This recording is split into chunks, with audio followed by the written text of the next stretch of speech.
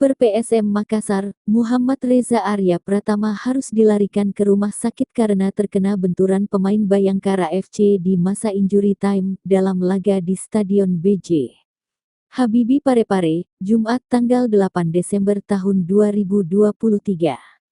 Dilansir dari Tribun Timur, Reza Arya sempat berbenturan dengan salah satu pemain Bayangkara FC di masa injury time.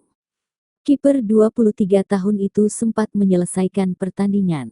Namun peluit panjang wasit juga mengiringi tumbangnya Reza di depan gawang. Kemungkinan tulang rusuknya terkena tendangan salah satu pemain Bayangkara FC. Kiper yang dapat pemanggilan timnas Indonesia pada Juni tahun 2023 lalu itu kemudian mendapatkan perawatan dari tim medis. Ia ditandu lalu segera masuk ke ambulans yang disiapkan di Stadion BJ Habibie. Usai menjalani perawatan medis di Rumah Sakti, Sabtu, 9/12.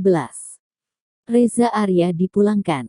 Direktur RSUD Andi Makassar Parepare, Reni Anggraini Sari mengatakan, bahwa berdasarkan hasil pemeriksaan medis yang telah dilakukan tidak ditemukan hal-hal yang serius usai berbenturan dengan pemain lawan.